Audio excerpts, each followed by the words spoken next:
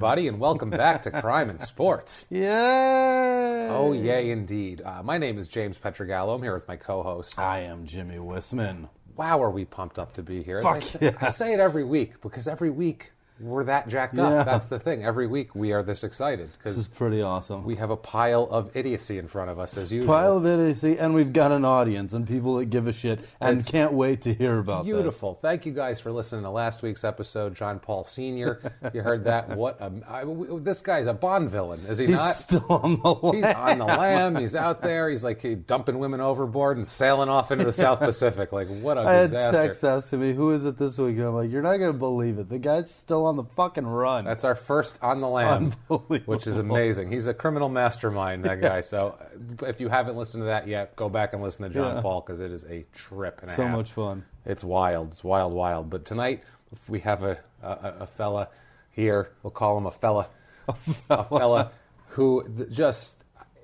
The stacks of idiocy could reach the sky. Yeah. It's just the clouds. The sky is the limit on his moronic behavior. The guy who has fucking cursed a franchise. He's a mess. This poor bastard. I feel bad for him, even worse for his son. Yeah. We'll get into this whole thing. Let's get into it. Before we get into our main story of the evening here, or of the day, or whenever you're listening to us, just want to thank everyone for their iTunes reviews last week. Thank you guys so much. That means the world to us. It helps so much. So if you're a new listener or an old listener who hasn't done it yet, take 30 seconds, please. I know you have to sign into iTunes. It's a pain in the ass. Take your 30 seconds. Please go in there. Give us 5 stars. Tell us you're following instructions, or say whatever the hell you want. But it really, really helps us. It helps drive us up the charts. Can you post a meme as a review? That would be bitching. I don't think you can, but that would be nice. That would be nice. Without further ado, though, we should really get into our subject this week, Jimmy, because it is goddamn insane, this man. It's Stanley Wilson. Yeah. Stanley Wilson is an ex-running back. Jerry Curl Stanley. Oh, yeah, he had some strong curls during the 80s. He played in the NFL during the 80s, which is the era of the Jerry Curl, honestly. So that is when the black man mullet was in full effect. And he rocked it to the max. And the Bengals players he's a Cincinnati Bengal, and their players were especially into it. I don't know what was going on in the city of Cincinnati, but Ickey Woods, all of them. Maybe it kept it from freezing. Man, I don't know what it was, but they were curl. When you walked in that locker room, it must have been just a haze of applicator. Just holy shit, all the Jerry Curl juice. It had to smell terrible. Terrible. That grease stinks so bad. Stanley T. Wilson. Could Yeah, never man. find his middle name. No? Couldn't find it. All I could find is T. What the fuck? Stanley T. Wilson. He's born August 23rd, 1961. He's an L.A. kid. All right. He's born in Los Angeles. Grows up in Carson, California. Has both parents. He has a story he has a beginning that is unlike most of our people. He just bucks everything. Yeah, he has both parents, nice middle-class home. His parents are like good people. They're still together to this day. No kidding. Still, his father, Henry, is he's a religious man. They're very kind of old school black religious, I would call them. Yeah, they're like Southern Baptist or Lutheran or some shit. His father, Henry, calls the Bible, quote, the guidebook for raising kids. So that tells you a lot right there. Jesus. The guidebook. Good grief. Jesus, I hope he ignored certain parts of it. Yeah, like the part where they split a child in half. Yeah, that one. There's a bunch of parts, really, where you go, I don't know if this is the best guidebook. I don't know if that's appropriate for children. But apparently, he used it as the guidebook. So it worked out for the other son they had. But he went to Banning High School, is where he played his high school, and he was in the same backfield as Freeman McNeil. You might remember the old Jets running back from the 80s. Had a very, very good career at the Jets, number 24, I believe. All right. Yeah, he was really, really good, Freeman McNeil, in the NFL, but he wasn't as good as Stanley Wilson in high school, because in both his junior and his senior year, he was named Los Angeles City Player of the Year. Oh, shit. Stanley Wilson, yeah. He was actually in L.A. Carson is in L.A. Yeah, he played in a whatever. I'm looking at the map. It is South L.A. It's near Long Beach, so it's a nice area. I mean, it's inland a bit, but... Yeah, well, his parents, they're a nice middle-class family. Yeah. They weren't wealthy. They're not living on the beach or anything, but they were, good, had it together. Yeah. Just, he didn't grow up without a floor like Willie Mays Aikens. Right. Or, just down the road from Santa Monica. It seems like it.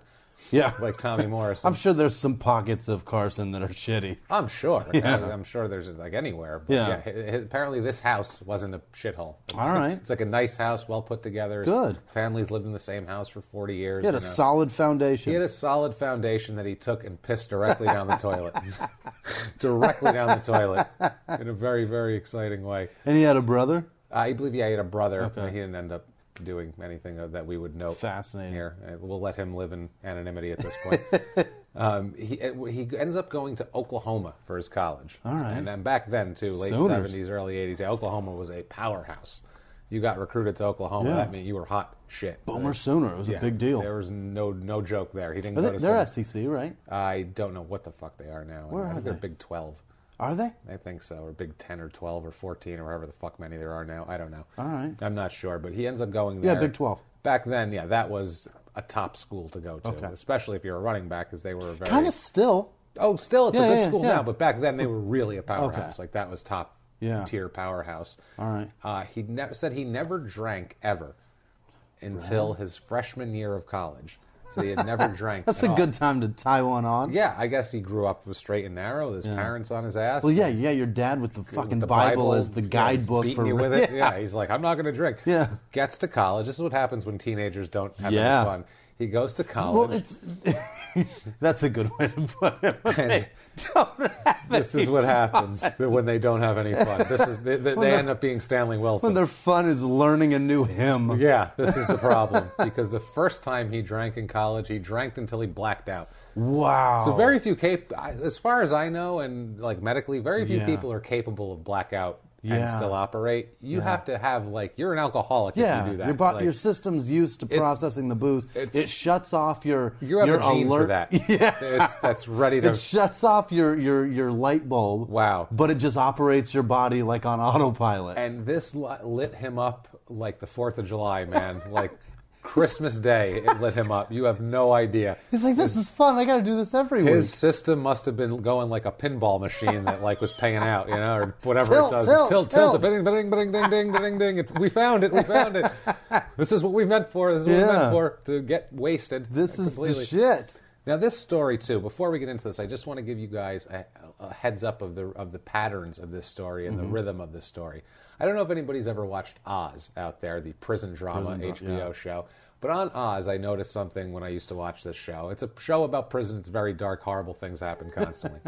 Basically, if there was someone on the show, if there was a character where things were going well for them, their wife and kid just visited them, or they just got a good news about their court case where they're going to possibly be getting their sentence commuted. That means sometime in the next episode they will be raped, stabbed with a hypodermic needle, or have their throat slit, or something horrible like that. That's just, they're building you up for a fall. That's the foreshadow, getting you to love them so that they can murder them. Story. Every time something's happening where you're like, hey, good for Stanley, wait 2 days. No more than 48 hours.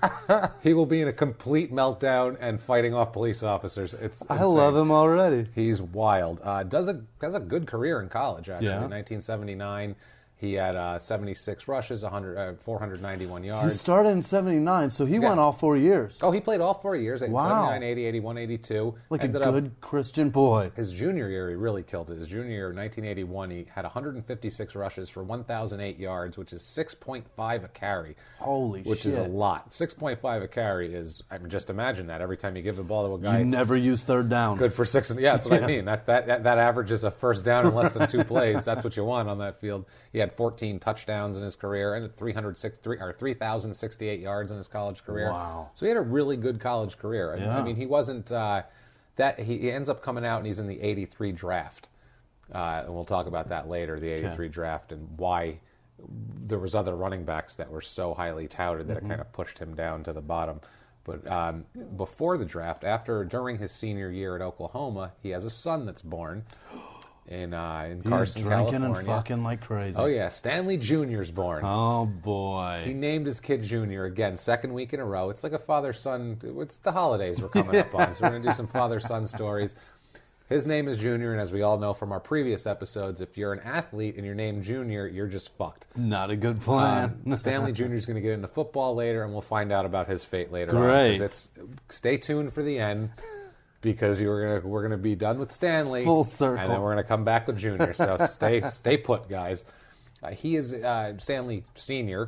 Goes in the 1983 NFL draft, which is the legendary NFL draft. Yeah. There's a documentary from Elway to Marino. Badass draft. On ESPN, which is a great made by ESPN. It's on Netflix now. You can catch it. It's They should terrific. just put that draft in the Hall of Fame. Oh, it was crazy. John Elway, number 1 overall. Eric Dickerson went number 2. So that's what I mean about the running backs. You had Dickerson. You had Kurt Warner, not the quarterback, the running back for Seattle drafted. There was a lot of top-tier running backs. That was also the year you had Dan Marino. Right. And it was loaded, that draft. It was gnarly. Loaded. So he ends up going in the 9th round, Stanley Wilson. Wow, with that college career. Yep, goes in the 9th drops. round. That's how loaded that draft was. It was a loaded draft, and running backs. There was top running backs, and only so many teams want a running back, and they didn't need him once they got him at the top. So he drops a little bit, and he goes 9th round, number 248 overall. So that's not too bad. They don't even have 9 rounds now, though. Now they have 7. So that tells you now. Now, tons of famous players in this draft. Like I said, only a couple after him that were drafted after him that were really, really good. Because I like to do the you could have had this thing. Yeah. Round 11, pick 289, Jesse Sapolu, the San Francisco linebacker for a long time. And then round 12, pick 310, you could have had Carl Mecklenburg. Son of a bitch, the white rhino. Long-time Denver Bronco legend, number 77 there. And he's in the Hall of Fame. He's a terrific player. You could have had him, but instead you got Stanley Wilson. Yeah. Whoops-a-daisy. That's the Bengals for you guys. Let's get into this shit. Because he starts with the fuckery pretty fast on in his career. Jesus. 1983 is his rookie season. He plays in 10 games, starts 2 of them, which for a rookie, that's fine. 56 rushes for 267 yards, 4.8 yards an attempt. Not bad at all. Yeah. Only 1 touchdown. Also has 12 catches for 107 yards for a touchdown. So that's not bad, actually. Out of the backfield, he's a little threat to catch the ball. Yeah. You figure he's got a little something. We got a rookie here. Promising. With some promise. Absolutely. Yeah. So that's the 1983. The season starts, obviously, in September, October, November. December comes up. There's a reason why he only plays 10 games in his rookie season, because in December he enters a 30-day drug treatment program. Whoops-a-daisy. Whoops.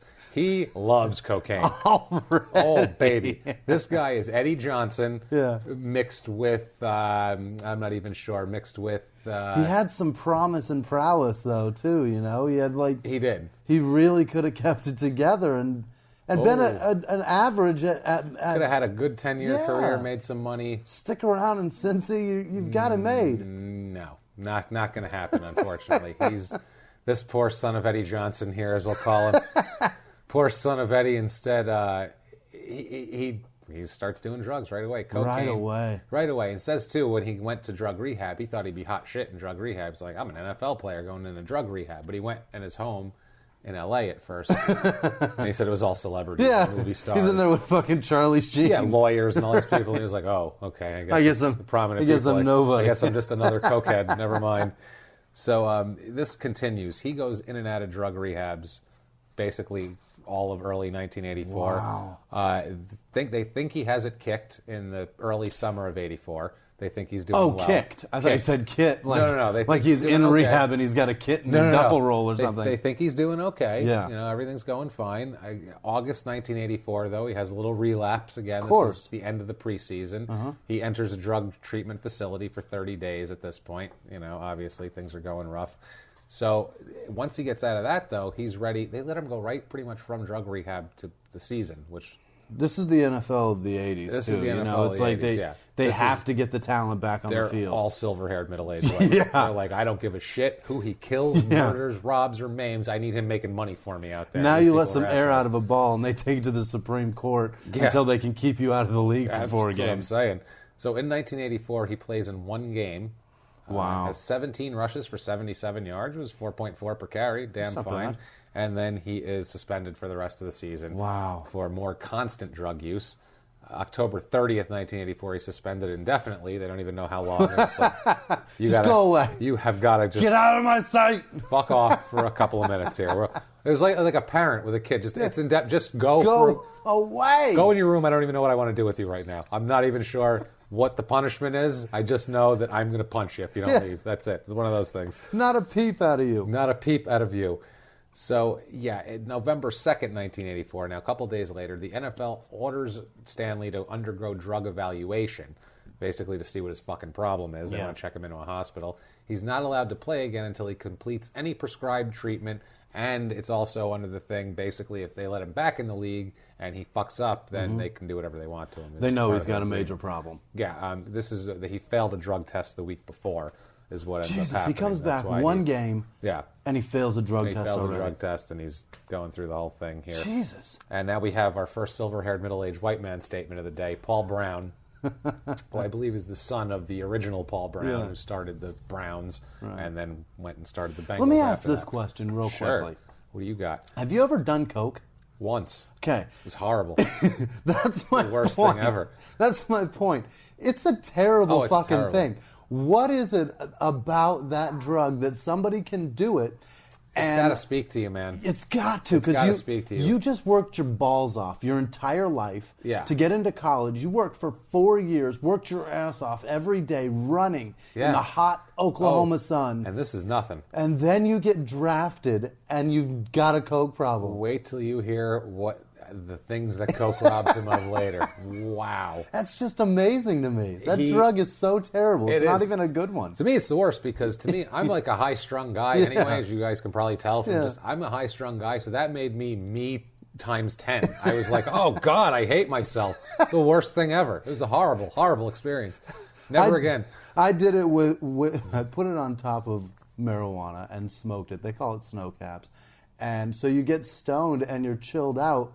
But then that shit makes you just want to go do racing shit. At the same time. You're like, I got to go do something, but I don't want to do something. That sounds horrific. It's the worst fucking drug. Too. It's terrible. Well, this guy loves it, and he is gonna. That's crazy to me that anybody could love it like that. Some people, man, they just. Yeah, I mean, it's pretty evident. Otherwise, it wouldn't be as popular as it is. Oh yeah, some people it speaks to them. It's just like anything else. It's got a whisper in your ear. You know, like I really like steak. Some people aren't too into it. You know, I get a steak in front of me, I'm like, this is what I'm talking about. And some people are like, I'll eat broccoli. Yeah. Not me. I'll eat broccoli and have a steak pile of cocaine. This guy would cut the steak up into tiny bits and snort it. That's the problem. Or into little rocks and smoke it, as we'll get into. That's sick. So Paul Brown, the general manager of the Cincinnati Bengals at this point, we'll hear from him over the years as our silver-haired middle-aged white man.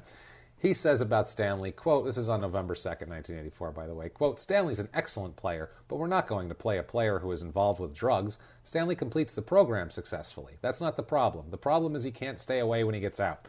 Yeah. No shit. But he says, we're not going to allow players to play on drugs. Yes, you will. Yeah. Through the 80s, you will a lot. Because I love this. It depends on how good they are. Let's say that. I love when they make a stance like, we will not morally horse shit. Right. Do whatever makes you 10 extra cents, you silver-haired cocksucker. We won't let anybody do drugs unless Icky Woods is that guy doing the fucking drugs. Yeah, because he had a good year and he's got that dance and he sells T-shirts. So if he wants to do some coke, we're going to let him. Do that Icky shuffle. Here's another bump. So 1985, he's suspended for the entire season. Gone. They just shit can him. So he's missed 16 games. So he's missed 84. You know, the 15 games of 84. It was 12 then, right? No, it went from 14 to 16. 14, I believe in 83. Well, that might have been part of the new when they did the strike in 82. Okay. I think that was part of the thing. Because they played 2 extra games. Okay. Went to 16. So he would have been on the 16 schedule. Gotcha. So yeah, he's missed 31 games here in the last 2 years now. So many paychecks. That's the thing. That's the problem with him too. Money is always an issue for him. Jesus. 1986, May 6th of 86, he's reinstated into the NFL after many petitions to be reinstated into the NFL.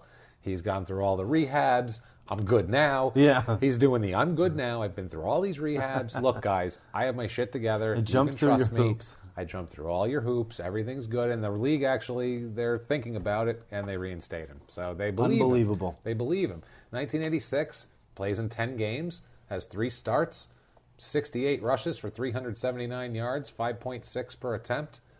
That's great. That's great out of your fullback, and 8 touchdowns. So he seems like that's a beast. That's a guy you can bring in. He's not your number 1 guy, but he's your number 2 back that you can bring in, bang around, and he's a real tough son of a bitch, this Wilson, too. Yeah. He's like, I think he's 5'11", 205 he's listed at. So he's earning those 5 yards a carry. He is a hammer. He's a hammer. He's tough. Everybody on the team says how tough he is. He's a tough son of a bitch. You know those 8 touchdowns were all from 4 yards out. I was going to say, he seems like a goal line banger. He's a bruiser, He's a goal line banger.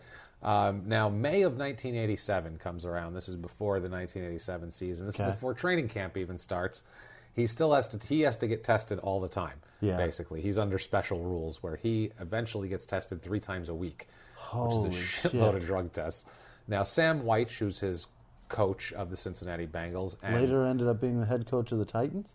No, White. He was with the Oilers. No, he was with Tampa Bay before that. Okay, I believe, or maybe he went to Tampa. No, he went to Tampa after that. Sorry, I think he went to Tampa after he left Cincinnati. I forget. He's pretty sure. He's in the a 90s, goofy-looking fuck, right? Yeah, in the 90s he went to handlebar mustache. No. Who the hell am I thinking? I don't know who the hell you're thinking of, but that is not Sam White. I'm gonna Google Sam White's fucking face. Oh, that guy. Yeah. Sam White. So Sam White is worried about Wilson. He looks like a wiener. All right, a little bit. He looks like a dork. Wilson's got a drug test the next day, so Weiss is worried about him, and he is being very silver-haired in this particular case. He's so silver-haired, he takes Wilson to his home for the night to keep him out of trouble because he's got a drug test the next day. What? So he takes him home to his house and just hangs out with him all night long because he's got a drug test in the morning. Feeds him ice cream and shit, and they sit in there and eat ice cream. And it's like, isn't this sugar good? Here, isn't this good? This is high enough, isn't it? Yeah, you're high. It's okay. Eat the cookie dough. But Wilson still fails the fucking test, of course, because he's an idiot. Doesn't matter. He waited until Sam went to bed, and he probably had a bag in his pocket. Yeah. He's like, I got to go take a piss, coach. And he goes in there and he's doing sprinkles a couple it on lines. his ice cream. Yeah, he's using it in place of Splenda. It's a fucking mess. It's a goddamn disaster. How stupid must Sam Weiss feel that he tried? He tried so hard, and the guy still got the drugs by him. And guess what? He's going to keep trying too. May 29th, 1987, Wilson, accompanied by a players' union lawyer named Tim English, who sounds very silver-haired as well. Yeah. They have a 2-hour closed-door meeting with Pete Rozelle to plead their case for the suspension of him to be lifted. Basically, this is in New York City at the league headquarters. All right. And he's kind of taking a preemptive action, like, hey, please, I know I fucked up. It's cool. I'm better now. Yeah. It's fine. June 24th, 1987, he's suspended for the season by the league. Boy. So that Stick means to nothing. Your guns. That means nothing. All of his begging and pleading means absolutely jack shit to him here. Hilarious. June 3rd, 1987, the suspension is extended to an indefinite period for his repeated involvement with cocaine. Yes, this is the second suspension for violating the drug policy. That's indefinite. Second indefinite. We don't know what the fuck to do with you, you jackass. So he does not play the entire 87 season. He is suspended by the league. Complete mess. This is so depressing. It's depressing, man. This guy goes down a rabbit hole, and he is just a mess. Cocaine's not that great of a thing. If he wasn't so goddamn funny, this would be just sad. If he didn't do things in such a spectacular fashion, like... You'll see what I'm talking about. But if he didn't come out one day and be one way and then be the exact opposite the next day, it wouldn't be so funny. But it really is. All over his I'm sorry. Why. You'll see why here. Now, early 1988, before the season, like winter, early 1988, Bengals running back coach Jim Anderson goes to L.A. to see how Wilson's doing during his suspension, goes to check in on him, make sure he didn't gain 60 pounds, make sure he doesn't have, just cocaine all over his nose. Make sure he didn't gain 60 pounds. Make sure he didn't lose 130. Exactly. Let's get everything fine here. Let's make sure all our ducks are in a row. And he says Wilson looks great, goes back to Cincinnati, recommends they, bring him back when his suspension's up. He says, we could use this guy. He looks like he's in great shape. Let's bring him back. We could use him. Shit, he's the running back coach. He's like, I need a guy. Now, April 20th, 1988. Wilson's reinstated by the league. What the fuck? They're like, let's give him one more chance. Now, this is under extremely, extremely harsh circumstances. He will be tested 3 times a week.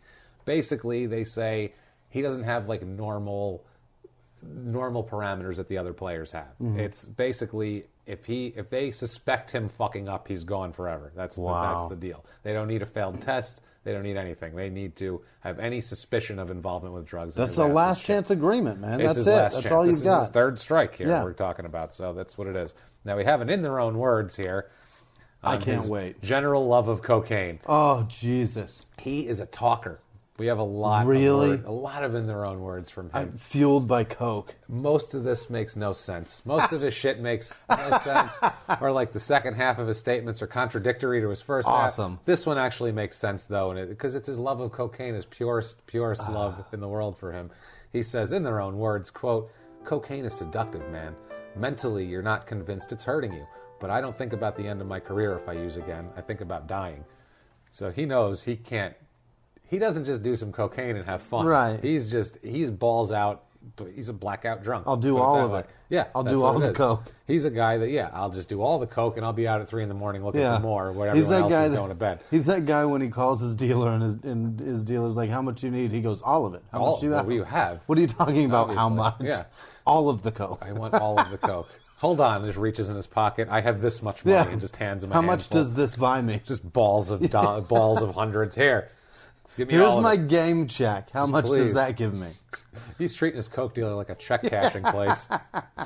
The 1988 training camp, during the NFL training camp before the season, several players on the Bengals rent a limo to go out to a Dayton nightclub. They're going to go have some fun. Dayton, Ohio. Dayton, Ohio. Well, they're in Cincy. What do you want? I mean, where are they going to go? Fucking Such a Manhattan. shithole. They're in Ohio. They are where they are. Right? So you gotta make do. you got it, man. So they go out to the nightclub. They have a good time for a little while. Mm-hmm. The night ends early, though, because of Wilson. Big shocker. Uh-oh. Wilson apparently gets rejected by some women he was trying to dance with.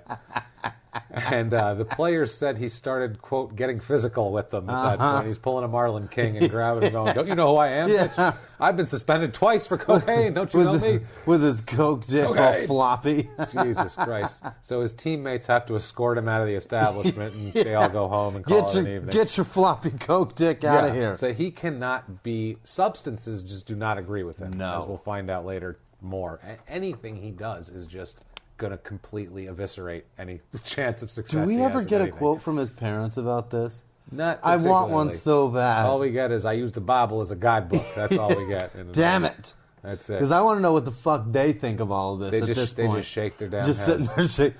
We have a Whoa, good- we're late for church. We have a good quote from one of the reverends about him later, though, that we're going to like. It's in court. So that's when you're Awesome. bringing your reverend to court to speak for you. You know that There's got a problem. problems. There's issues at that point. So September 1988, this is the beginning of the football season. Mm-hmm. He hasn't had a game check since 1986. Yeah. So he is dead broke. He is dead broke. He's got a Jaguar that he bought with his first contract in 1983 that he still has, that he's currently living in. Wow. So he's literally going to practice, banging around, and then going and living in his Jaguar. Gotta assume that's a nicer space than most apartments in fucking Cincinnati. I though. guess, but he's living in a Cincinnati parking lot, so that's no good. His view sucks, I'll tell you that wherever, much. wherever he puts that His car, view is shit. it's still in Cincinnati. So this is where he's sleeping, though. Like, they're like, we need our running back to not be, cramped from sleeping Yeah. in the car, so Boomer Esiason... We need our room. We need our running back's house to not have a license plate on. Yeah, wheels are fine if he wants to get himself a trailer. We don't want our running back to get pulled over in his house. No. for a blinker out. Jesus, that's sad. That's so I got depressing. a blinker out in my You got a house. blinker. I got a blinker out I in got the to back put it in bedroom. transmission in my house. I got a blinker out in the back bedroom. Problem when they get pulled over.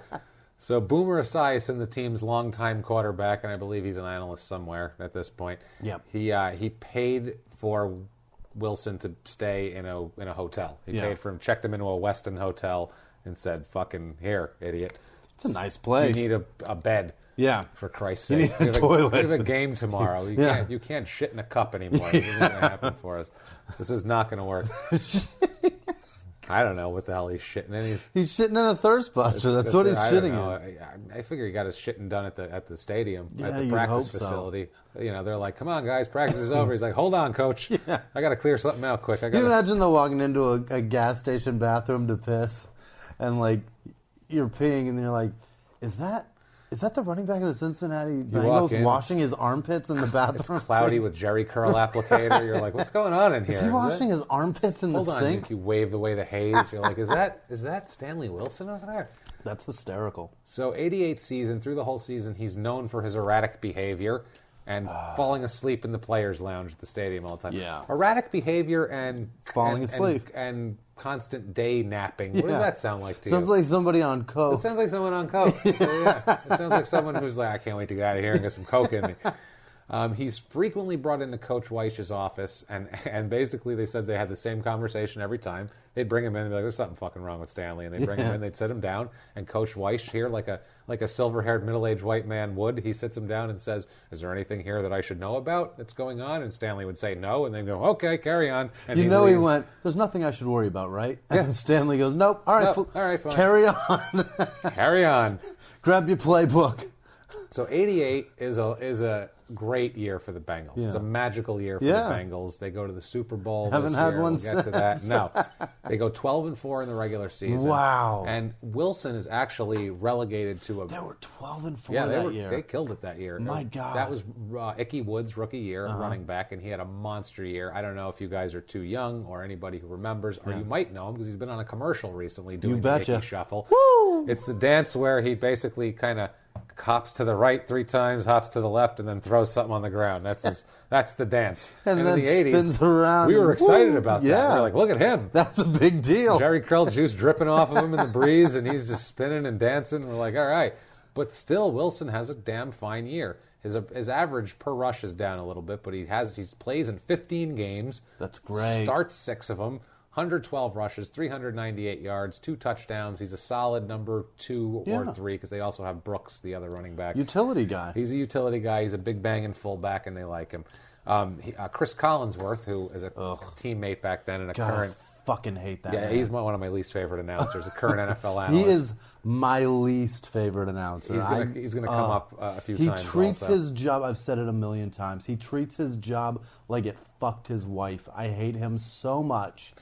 So much. He loathes the Denver Broncos, and I can't listen to him. I have to watch Denver Bronco games that he calls on fucking mute. It's another orange team. He doesn't like other orange teams. He played for He's the Bengals. just a dickhole. He says about Stanley during this time, he says, quote, he's our resident street bully.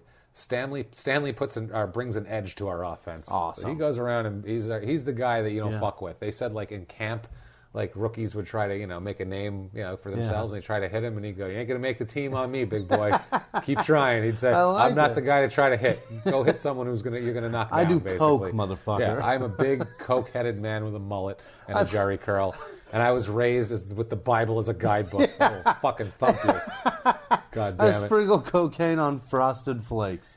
We are getting toward the mountaintop for Stanley Awesome. here. January 1st, New Year's Day, 1989, the divisional playoffs, NFL divisional playoffs, the AFC divisional game here. The Bengals beat the Seattle Seahawks 21-13. All right. This is a big day for Stanley here. He has some big rushes in this game, some big first downs, has 2 touchdowns. So, I mean... In the game. Just won the divisional playoff. Ickey Woods has the flu that day, and he's not feeling great. So Wilson gets the majority of it, and he comes through big time. Nice. And he even says afterwards, like they interview him, and he's like, look, if that was Ickey, if Ickey's in the game, that's Ickey's ball. You know what I mean? Like, I wouldn't even want to be in there if he's healthy. He's even giving the praise to somebody else. He says if he's healthy, I don't even want to be in there. That's the man right Wow. there. But, he's being a good teammate. Yeah. Everything is going well for this man. He's right not now. on blow right now. He is on top of the world. A lot of talk about, how he stepped up for Wilson or for Ickey Woods and all that. He says, in their own words on this, he says, quote, all those things I've been through in my life, I had coming to me. I deserve them. I think I deserve this now. It's been a lot of hard work. Hard wookies. It's been a lot of hard work, and football is easier than the rest of it. Now I'm balancing the scales. I'm glad these good things are happening for me. So you feel okay for him. Yeah. You're like, look at Stanley. He's getting it together, man. Yeah. Good He's for you, Stanley. Definitely not on blow right now. Good for you. You're easing off the cocaine. Yeah. That's the brain of a fine. sane man with talent. That's a sane professional man who knows how to pass praise around and keep his job. Right? Taking football seriously. You would think. Right. He's taken his whole life top of the world right now, right, Jimmy? Next Oz. game. Here comes a hypodermic needle full of AIDS coming right at him. January 5th, 1989, Wilson is arrested in Newport, Kentucky, across the river from Cincinnati. He's cited for disorderly conduct after urinating on a sidewalk outside of a nightclub called Rumors, which is another, like, every city had an 80s nightclub called Rumors. It's now defunct, big shocker. He faces 90 days in jail and a $250 fine for this. Peeing on sidewalks? Well, he claims, his claim is that he was trying to use the club's restroom like a gentleman. Yeah. Like a gentleman. Like a guy that passes around praise after winning a divisional Icky Woods is a good game. guy. I have to go urinate. I'll be in the restroom. I'll be in the lavatory. Thank you very much. So he says, I'm just in there trying to use the restroom when two women burst in the door and would not leave me alone. They wanted to take a picture with me, and I couldn't even piss. So I'm familiar. What do you do at that point? I know that you can't go in a bathroom without women accosting you for photographs. It's crazy. Think about this. So what else do you do? What can you do? Do you get a bouncer? You go, hey, I'm trying to take a piss here. Do you go, hold on a minute, ladies, let me piss, meet you outside the bathroom? No. What do? You find an alleyway. You go out on the sidewalk and you piss on the side of the building, right? Of course. Jesus. Obviously, his only option was the sidewalk at that point. So, it's a goddamn mess.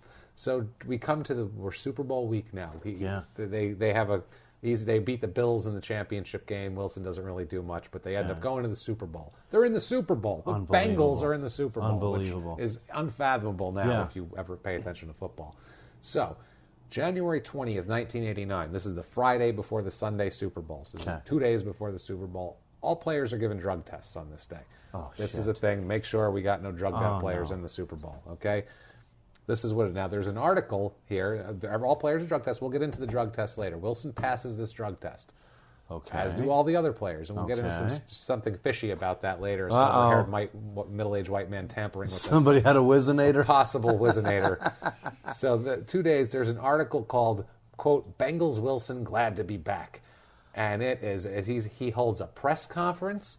He holds a press conference at the Super Bowl because they have the press days and all that. He holds his own press conference, tells everyone how great it is to be drug-free. He just loves his life, talks about how content he is to be back in the league and back in control of his life finally. What? Says how he's taking each day as it comes, staying busy, avoiding idle time. Idle time, that's do drugs, keeping on schedule, maintaining everything, just thrilled to be drug-free. Also how They talked to him about how the night before there was some riots going on in Miami. He was driving to the stadium or whatever, and his car was hit by rocks from a riot. And was it Joe Robbie? It freaked him out. Yeah, it freaked him out. And so we have in their own words about the whole rock thing here. He says, in their own words, quote, "There's a lot going on outside football. There's more to life than the Super Bowl. 10 years from now, nobody will know who Stanley Wilson is. If they focus on his being and who he is, he would be a success." What the fuck does that mean? What does that mean? I have no idea what that means. But nearly 20 years later, we still know who you are, Stanley. Guess what, Stanley? You have not been forgotten. 27 years later. We're going to bring it up, and we're going to keep bringing it up for a long time now. Meanwhile, he had rocks thrown at his car, so he, at least once he went, you think one of those was a cocaine rock? Was that cocaine? Cocaine? Did that guy have cocaine? Should we turn around? At me? Hold on. Should we turn around? Maybe he was trying to signal me to the fact that he had cocaine and he wanted to sell me some of it. Maybe they were just all Bengals fans and they were helping us out. Maybe. They were just throwing us some fuel for the game. He's saying how the Super Bowl is the culmination of his life now. Yeah. Of his life. That stinks, though, by the way, the press conference of just somebody that's like, I've got to tell everybody that I don't do drugs because I'm totally press conference to tell everyone how happy they are that they're not doing drugs. Ray Lewis before the Super Bowl against the Niners didn't go, I'm so glad to not be murdering folks anymore. I'm glad to not be stabbing people. Let me tell you something. It was not me. Me and my friends are not stabbing anybody any longer. He's so excited about this. He's calling it his now life, his new life. He's so excited. He flew his parents from L.A. His parents, cousins, aunts, uncles. He flew 10 people in from L.A. Oh, no. They're making they all made signs that says "Go Steamer" because his nickname's Steamer, Stanley Steamer. So they're all making signs and they're like excited and they're going to cheer him on. They can't wait to see him. His son's 5 years old. He's going to get to see his dad play in the Super Bowl. I mean, this is great shit. It's a dream come true. It's a dream. He says how he's done the recovery thing so many times, drug recovery thing, that he's an expert now. And they keep saying how recovery is no easy task, but Wilson seems to have it down. The reporter's very impressed with Wilson and his whole deal here. Yeah. They say how he calls all of his relapses. He called all of his coke use slow suicide. So he's really saying all the right words that these people want to hear. Talks about how he used to snort cocaine in front of his young son when he was, 3 years old, and Stanley Jr. here would say, "Why are you doing that, Dad?" And he said, now he thinks about that, and it breaks his heart, and he doesn't know what he was thinking. So he's really coming to he's looking. It's a revelation of he's life. looking inside himself and trying to find the real Stanley. Things are going to be fine, so that he right? can win the Super Bowl. Things are going to be good. He right? wants a ring. Yeah, of course they're going to be okay. Right, it's going to be okay. Let's get on recovery here, and in their own words, on recovery, quote, "I haven't met anyone yet who had a problem and got it the first time. The saddest about people in the system is that they make a hero, then they want to break him down." I don't know I get the gist of what he's saying, but he doesn't use words correctly at all, which is odd because he's a college graduate. But still, they didn't make the guy that went to college for 4 years, not just a graduate, but he had to stick with it to stay on the football field. Absolutely. You have to get your grades. You have to keep your grade point average at a certain point. Yeah. So he had to be studying. In the 70s, and he sounds like a fucking retard. Back then, they could probably just... He sounds very stupid. He's very stupid. Now, also in this article, I must tell you guys about a tremendous sale at Woodbridge Jeep Eagle dealership in Woodbridge, I love Virginia. These so much. This is you can get a 1989 Jeep Comanche for $208.66 per month, which is not bad. Also, an 89 Jeep Wrangler, including the 7-year, 70,000-mile powertrain warranty. Not a bad warranty. For only $10,399. Wow, you could own that car for $11,000. Not bad. Also, there's an ad in another thing that's not the car dealership, an electronics store, where VCRs are down to $199 now. Last episode, if you might know, in 1983, VCRs were $349. Yeah. So they have gone down significantly in the 5 years since then. Less than 200. Less than 200. But still, also, about the same price as a fucking car payment. Brand new car payment. Also, soccer sign-ups are at the fire station for all boys and girls ages 5 to 17 from 1 to 4 p.m. on the 21st. So you might want to get down there, sign the kiddies up for soccer. So, here we go. Day before the Super Bowl. It's Saturday, baby. Yeah. January 21st, 1989. Love that day. Oh, it's beautiful. Fucking imagine the electricity. Day? No, this is it. No, this is it. Imagine the electricity for the players, and they're getting ready. In Miami, this is in huge. South Beach. So the team moves hotels now. The Bengals move from the Omni Hotel, which is further away. It's a nicer hotel, but it's further away from the stadium, to the Miami Plantation Holiday Inn. What? Doesn't seem great. It looked decent from the picture, but a nicer reason of Holiday that? Inn. Yeah. It's closer to the stadium, and they said that nobody knew they were there, and it was for more privacy. Yeah. So they just moved the day. Nobody would be at that hotel. That's the thing. No one would think they're there. So, and it's closer to the stadium, and they wanted to be able to get there. Team has an 8 p.m. meeting. Makes sense. There's just one more meeting. Bring your playbook. Let's go. Let's talk and say, okay, we're all going to meet tomorrow here, and then we're going to go out and blah, so blah, everybody's blah. on the same page in the Warm-ups game are plan. here, Right. Everything, yeah. So the players start to walk down out of their rooms. All the players kind of flood out at the same time because they want to be about 5 minutes early. Stanley stops and goes, "Oh, hold on a sec. I'll be right. I'll meet you guys downstairs. I forgot my playbook, so I got to go because you can't go to the meeting without your playbook." So like, yeah, all right, cool. And he goes back to get his playbook. They all go down to the meeting. They go down to the big conference hall. The players gather. Sam Weiss starts doing a head count. Now the players are responsible for their roommates. You're responsible for knowing where your roommate is. His roommate is Eddie Brown, the all-pro wide receiver. Who, I don't know if you guys remember, he's a great player. He tells the coach, he's like, Stanley will be right down. He forgot his playbook. He'll be right here. Don't worry about it. So they're like, all right, we'll wait.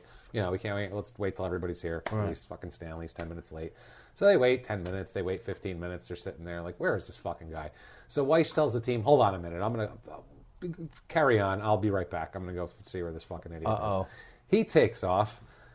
Okay, now, it's Weiss, and he knocks on the door, and also they have the running backs coach, Jim Anderson. They go up, they knock on the door.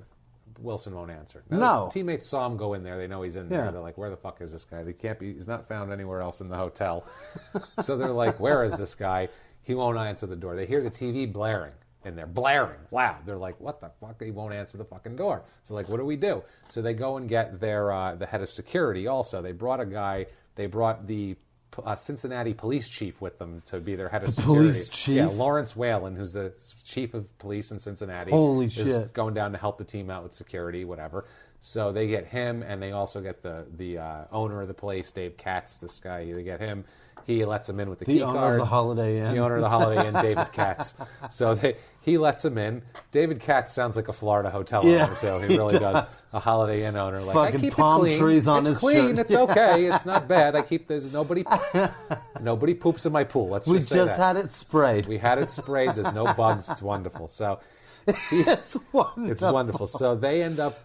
He That's takes a the great key Jewish card. accent. Go on. He takes the key card. He goes in, and they don't see him in the room. TV's blaring. There's shit everywhere. A lamp's askew. The bed's unmade. Oh, shit. But he's not in the room. Yeah. They're like, where the fuck is he? So they look over to the bathroom. Bathroom door is locked. They can't get in the bathroom door. So they pick the lock with a coat hanger and a credit card, they say, and a thing. They're literally, they just break the door in, basically. Because they know he's in there. They're banging on the door. He won't answer it. Clearly, he's in the bathroom. They break in, and they find Wilson in the bathroom. Uh-oh. He's in bad shape. Let's just say that. Fucking 20 minutes is all it took. He is a fucking mess. There are crack pipes and coke residue and burned things and used matches and like plastic with burnt shit in it. He's standing on the tub like freaking out. He's just staring at them. He's got coke all over his face. Yeah. He literally has coke all over his face. He looks like that Dave Chappelle character. They said he's non-responsive. He's shivering, sweating. He's like in a coke haze like no other. Like he did so much he doesn't even know where he is. He's just in a complete haze. He's rocking back and forth. Like that's how bad it was. Loving life at this moment. Yeah, the hotel owner David Katz said, quote, he was sweating tremendously. It was just coming off his brow. It was incredible. He was just staring at us. His eyes looked very big. He never said a word. So, I mean, they got him out of there. They took him out of the room. They said Whalen, the police chief, like helped him up and brought him into the bedroom and sat him on the end of the bed. And they said for like an hour he wasn't saying anything. He was just staring forward. He's shaking. He's rocking. He's sweating. That's why how is that fun? That does not seem why does that seem... That's my point. Fun. Like, Yeah, why is that all. the fucking... What's the intrigue with that? It's insane, man. Why does that sound great to anybody? The first thing that was said to him was the running backs coach, Jim Anderson, said, "Why, Stanley, why?" No. Why would you do It's this? the day before the Super Bowl, you're in our game plan. I don't understand the allure of that. I don't either. So Sam Weish has to go back downstairs now. Yeah. He's got a team meeting to conduct. He Yeah. goes back downstairs and just says, Stanley relapsed. That's a hell of a way to put it. They all knew. I mean, that's what he is. So Stanley's a ghost and he started upstairs crying, right now. they said. He started crying. I don't know if it's half because he felt for the guy and half because he worked this hard to get to the Super Bowl. It's the night before. This guy's in his game plan, and now he can't use him. Now he's fucking needs coked him. out of his mind. He's like, oh, shit. So the players didn't know if he was serious. They thought he was fucking around because they said he would do weird things to motivate and shit like that. And then they said he started to sob, and they were like, oh, he's serious. Players were pissed. They were like flinging their playbooks across the room, like, God damn it, son of a bitch, this fucking guy. Yeah. You know, they were pissed. They were pissed, and they felt bad, and they didn't know how to feel about it because they're like, he's obviously got a problem, and he's sick, and he wouldn't like to be doing this. But on the other hand, we all worked hard, and this dickhead screwed You'd it up have for to us. go through a roller coaster of emotions in a 5-minute Unbelievable. period. Yeah. When it's something you've worked so hard for. The Super Bowl is... No, they worked their lives for Two that. teams go there each year. It's a big That's deal it. for them. So Stanley is taken from this hotel. They want him away from the fucking team, obviously. They take him back to the Omni where the team is headquartered, like their executives are headquartered. The ghost. All the drug evidence is collected by Whalen, the Cincinnati police chief, and turned over to the team to give to the league. They're keeping this as a league League matter. A league matter. No cops. They keep that. We'll see here in a second here. Now, they bring him to the Omni. They put him in a room. And they're like, chill the fuck out. And make sure he's got no coke I don't think they on need him. to tell him that. He's pretty chilled the fuck relax. out. Enough of this shit. Coke affects him the complete opposite, the way it's supposed to affect you. I think he's up normal, and then when he does so much, he's just in a haze. It's a different thing. He's not like, hey, I'm on a little bit of coke. It's overtaken him, and it's just... That's crazy. Wild, That's man. so much coke. So much coke and crack, too. He was smoking crack. He's doing coke. So he's in the Omni. What do you think? He's going to sleep it off? He's going to be reasonable the next morning? No. Right? No. No, he's going to run. No, what he does is he climbs out the window and shimmies down the fire escape. That's what he does. Because he's fueled up on coke. He's fueled up on coke. He takes a cab. So now he's down there. Imagine this guy, eyes wide as shit, sweating in the street trying to flag down a cab. He just scaled down a hotel wall. And he flags down a cab, has the cab take him to Biscayne Boulevard where he buys liquor and checks into a hotel room where he then goes out and finds a couple of as he describes them in an article later, low-level Cuban drug dealers who then brought him cocaine and prostitutes for the next 2 days. God. nothing but cocaine and prostitutes for 2 days now. He's just going crazy. Buys crack, holes up in the room, and it's just it's crack time, man. Doesn't watch the Super Bowl the next day. Doesn't have anything to do with it. Doesn't contact the team. Just gone. And they suspended him anyway. I mean, he was suspended. He after, knows he's but fucked. He didn't even watch the game. He said never even watched. Why the Super Bowl? Yeah, great game. The Super Bowl was, by the way. I don't know if you guys remember this, but a terrific game. San Francisco 49ers, Cincinnati Bengals. First quarter. Grossest thing I've ever seen on a football field. Second, Joe Theismann was pretty gross. Yeah, that's pretty gross. Tim Krumrie, defensive tackle for the Cincinnati Bengals in the first quarter, broke his leg. I don't remember what the bone, like your shin bone, in half. Snapped it to where it looked like if you had a stump of a leg and then you put a sock full of quarters on it and just swung it around. That's what it looked like. It was flopping back and forth like it wasn't connected by anything. It was disgusting. So go back and check that highlight out if you want to see. I'll be watching that on my way home tonight. It is horrible. But yeah, this game was super close. Yeah. Problem also is it was a muddy field, not muddy, but turf it was a wet field, and the turf Yeah, was it's coming Miami. up in chunks, and it was overwatered, and the turf's coming up in chunks. Okay. And neither Ickey Woods or Brooks, their other two running backs, were good in the rain or good in the wet conditions like that. Their running styles, but guess who was? The guy that has 4-wheel drive. Stanley Wilson. You betcha. Stanley Wilson was great in that. So they were saying that. I mean, maybe Sam they should Weish, take a little bit of coke. Yeah, maybe that would have helped him. Sam Weish said that the coach here said that his running style was perfect for that kind of environment, and he would have been a big, big, big help in the game. And they would have probably won a Super Bowl. He says if we had Stanley, we won, because this game really does come down to a first down here. The game is 2016 is the final. San Francisco beats Cincinnati on a last-minute drive by Joe Montana. Miracle drive down, throws a touchdown pass to John Taylor at the end. That's the one. And it was literally Cincinnati could not get a first down at the end to shut San Francisco out. They didn't get the first down. They had to give it back to San Fran. They marched down the field. So if they had a guy who maybe could pick up a short yardage first down. A guy that maybe averages 4 yards a carry. A guy who maybe is like a fullback who's good in wet conditions. That might have been the end of the game. And they are cursed ever since. They're cursed they haven't ever made the since. Super Bowl yet. They're fucking bounced out of the playoffs all the time. Now, we have an interesting thing in the NFL drug testing policy for the Super Bowl of '88. In 1988, they changed their policy. 1987, the teams tested for themselves, basically.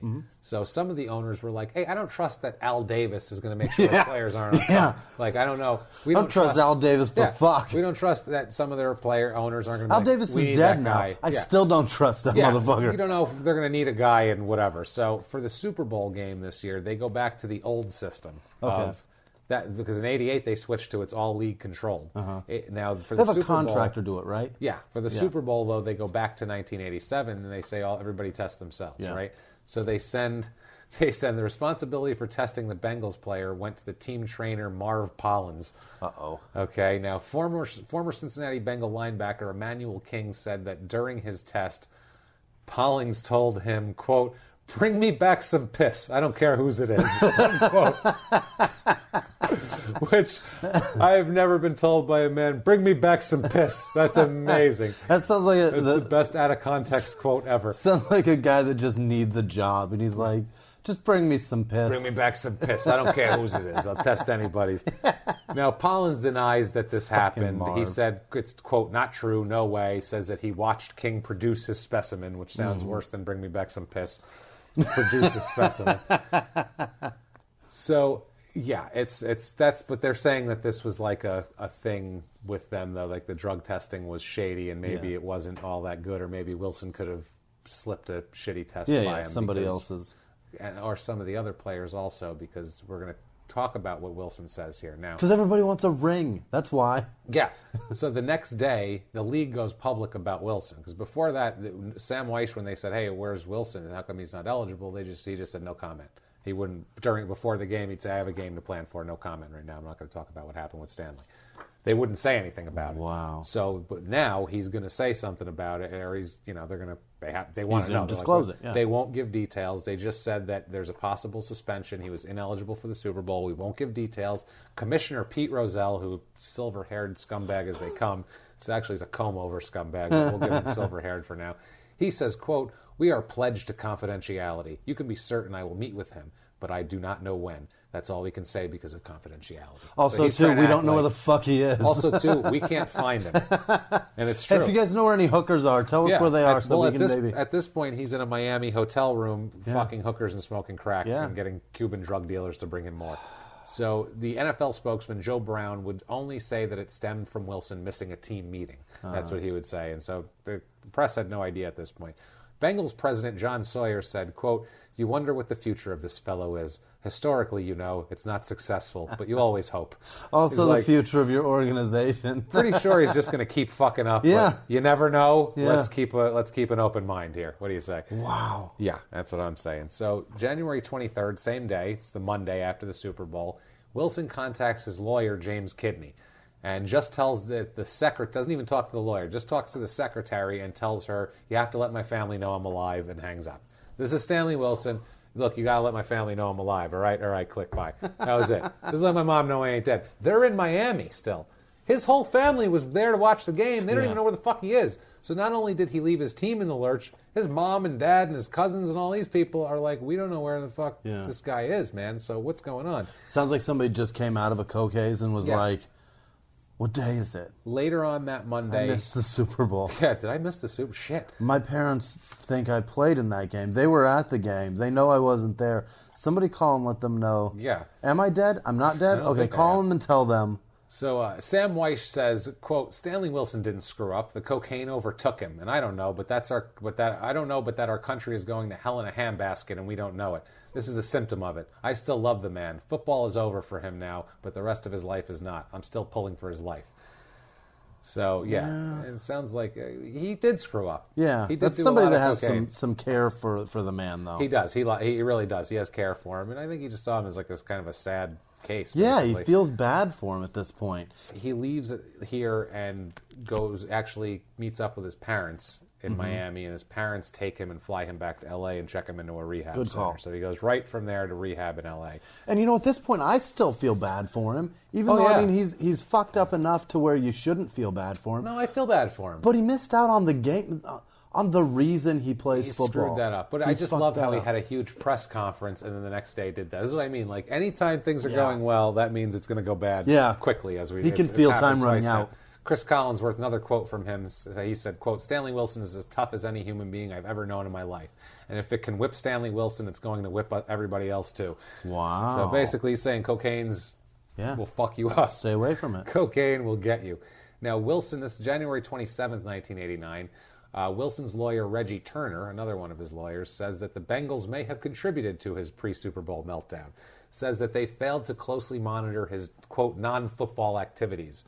So they're saying they knew what they had and they didn't keep an eye on him. Which, over the course of the season, they probably kept an eye on him the first month or two, and they were like, well, he's not doing coke, fuck it, he's fine. He's an adult. And plus, it's the Super Bowl, so they were like, we made it to here. No one's going to do anything that stupid to screw up the Super Bowl. It's Saturday. Nobody will fuck this up. No.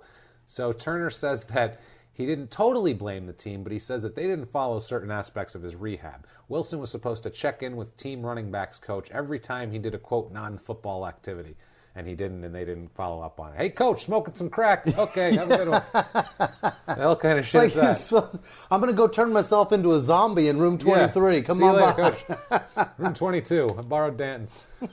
So January 30th, 1989, Wilson goes to see James Kidney, his lawyer here that he called and tell his family he's alive. He sobs and tells him how he messed up and he let his family and his team down and his 5-year-old son down. Yeah. He was the biggest piece of shit in the world. And then he gave him a black game-worn jersey of his and left. And Kidney was like, okay. Didn't ask him to do anything or be anything. He just came in, sobbed, told him how bad he fucked up, gave him a jersey and took off. I don't know what. He was like, all right then. Do I owe you a Coke now? Is this a Mean Joe Green reenactment? By the way, still the same Jaguar he pulled up in. It says the same Jaguar. No shit. Has a shit smeared on the side of it. Absolutely. Now, ran out of toilet paper. James Kidney says something here that should be our charter. This is just beautiful. It's what Crime and Sports is all about. James Kidney gets it. He says, he does, man. He gets what we're doing here. I hope he's a listener. Here's our mission statement. He says, quote, "Stanley had a lot of things given to him. Athletes think God gave them the ability to get away with everything. Even when he was down, Stanley still had things given to him." So he's saying, that's beautiful. Isn't it beautiful? Like, they think they can get away with anything, and even when they're fucking up, people are still helping them. They're still a silver-haired, middle-aged white man that sees a dollar that he can Right squeeze around out the of him. corner. Right around the corner. So January 31st, 1989. Do you remember that disorderly pissing in the street thing? Where we found that 90 days in jail. Wilson is sentenced in a Campbell County, Kentucky court for disorderly conduct. District Judge Daniel Guiduli gave Wilson a, quote, unspecified sentence, which means that basically he enters into the diversion program, which basically it's one of those, if you don't get in any more trouble, it'll be off your record, but if you fuck up, we're going to bring it back to court. Go clean the highway. One of those. Get out Not of my even. courtroom. Just don't get in trouble. Really? It's just don't. It's basically just, it's a dismissal based on you not getting in any more trouble for a certain amount of time. That's despicable. I did that when I was 16 and I got in a fight. So, seriously, I had the same thing. Disorderly conduct, and it was the same thing. So me and Stanley Wilson have had the same deal. I didn't have a history of cocaine abuse and didn't blow my team's chances for the Super Bowl. I just punched a kid in high school. Different, but whatever. So he ends up also with a $50 fine and a $57.50 in court costs he's got to pay. Ooh. So those Kentucky court costs, they are deep stuff. So pay the copay for my cousin's dental bill, and you're out of here. That's terrible. So February 2nd, 1989, Wilson is notified that he will not receive his share of the Super Bowl losers thing. Each player on the losing Super Bowl like team 75 grand or something. Back then it was $18,000, and Wilson will not be receiving his, considering he was in a cocaine haze. I hope Sam Weiss kept it. I hope they just split it amongst all the rest of the players. Everybody gets $500 or $600. Good God. So now February 5th, 1989, we're back to, we're going to talk about the drug evidence here. Cincinnati city manager Scott Johnson gives police chief Lawrence Whalen, he's the security guy that went down there, a written reprimand for his handling of possible drug evidence the night before the Super Bowl. Yeah. Reprimand states that Whalen had possible evidence of a crime which was not turned over to the appropriate police authorities. So they said, hey, asshole, you're a cop. You're not a silver-haired, middle-aged white coach. Not a cop. He's the police chief. He said that he doesn't have. He said he gave it to the NFL, not the cops, and he said that he didn't have any authority down there. He's like, it's in Miami. I'm not the police chief down there. Yeah, but he could have given it to the Miami cops. Is what they're saying. Whalen said he just handed it to the NFL. I don't know. He said, I'm not going to arrest him, because they said, why didn't you arrest him then? He goes, I'm not a cop down there. Yeah. They said, why didn't you take him to the cops? I'm the head of security. What the team wanted. Right. Because the team didn't want it in the papers the day of the Super Bowl. Because the people they're running, they want to know distractions. Paying me to exactly monitor. You see this hair? Right. See what color this is? This is silver, baby. Pure silver. You have no idea. They're not paying me to be a cop. They're paying me to monitor everybody and give them whatever I find. And that's what I did. So city manager Scott Johnson says, quote, all I have found is that there's a possibility of a crime. I believe that any citizen has an obligation to turn over possible evidence. And Whalen is no longer allowed to travel with the team per city rule. That's part of his reprimand. No more fun for you. You can't go fuck off with the team anymore. You have to be a real cop and stay here and deal with shit. He's the police chief, for fuck's sake. Now, 2 days later, this is all in a month. I mean, this has happened. This is February 7th we are now. It's 2 weeks since the Super Bowl, 1989.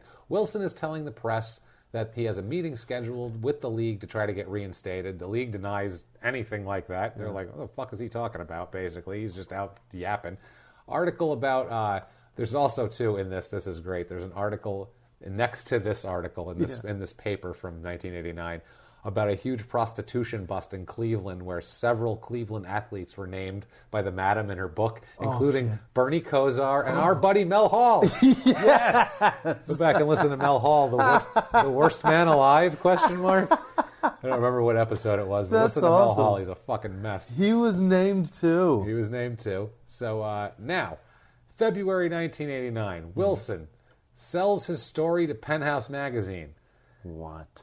The magazine's unsure when it will be released, but Wilson promises to name at least 3 other players that were involved with him on January 21st and basically just spill the beans. It's an expose on the team and the league and the fact that nobody gives a shit about on the goings-on and behind closed doors. And people are questioning, saying this is bullshit. All the players right away. Everybody on the team was like, no, if he names me, it's bullshit. Like they were all, Icky Woods literally came out and was like, I know he's going to name me, but it ain't true.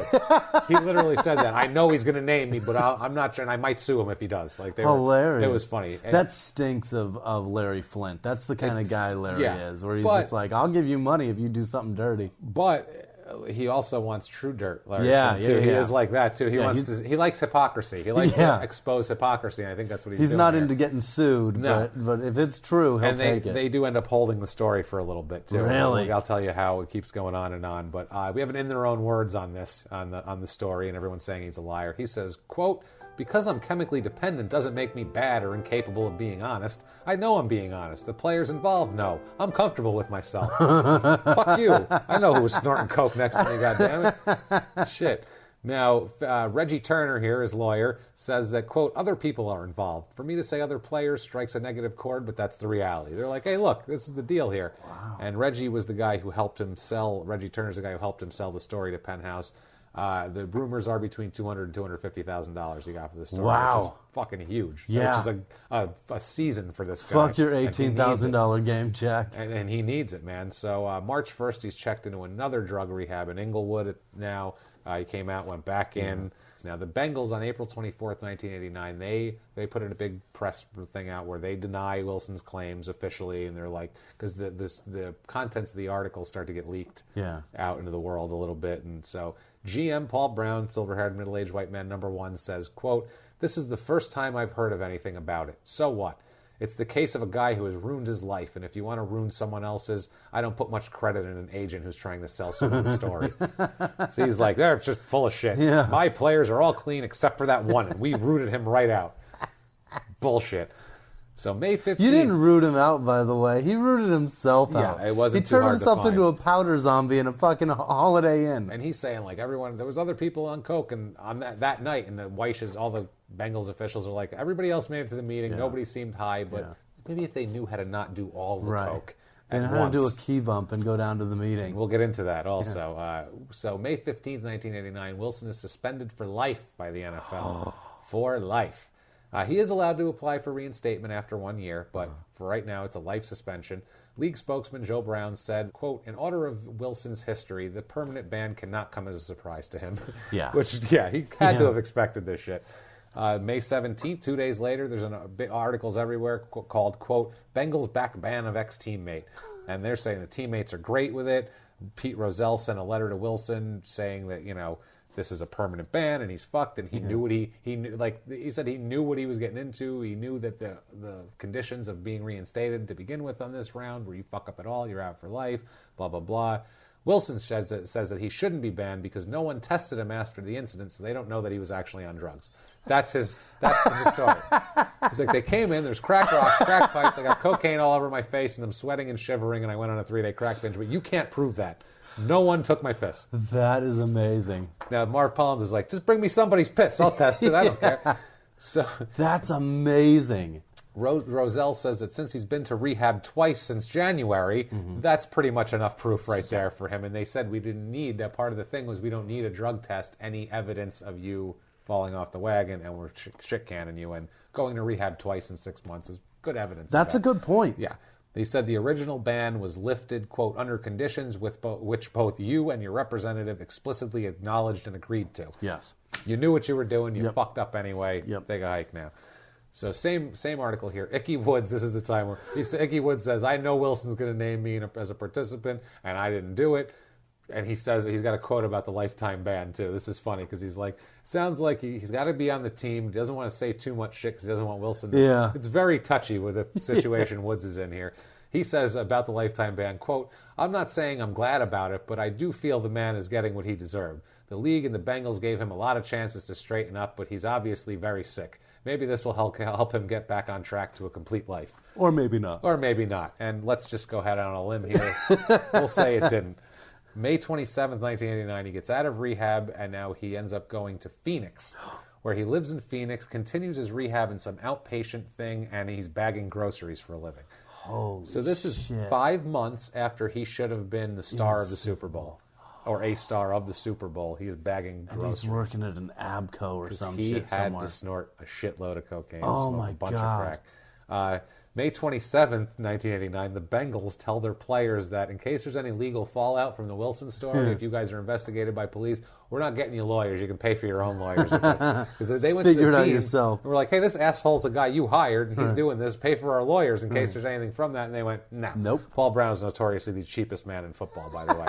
the owner of the Bengals is the cheapest man in football. He's a hard man, too. They went for years and years and years. They begged and begged and begged for an indoor practice facility. They were practicing outside like it was the 40s. Awful. And finally, they were shamed into it when the high school across the street built one for themselves. And they were like, the goddamn high school has one, dude. Come on. We're a professional fucking team We're here. for real. So July 18th, 1989, Penthouse announces that the Wilson article will not be in the September issue as they plan. They do still plan to publish it. We'll get back to that later. Also, they talked to the writer of the article. He's a two-time Pulitzer Award-winning guy. He says that, in his mind, Wilson seemed very believable. Yeah. He's like, he was lucid, he had details, and as a reporter that's been dealing with people for a long time, I believed him. Wow. So, I mean, and you know what? I fucking believe him, too. And yeah. We'll get into it in a few minutes what it is, but I believe him, too.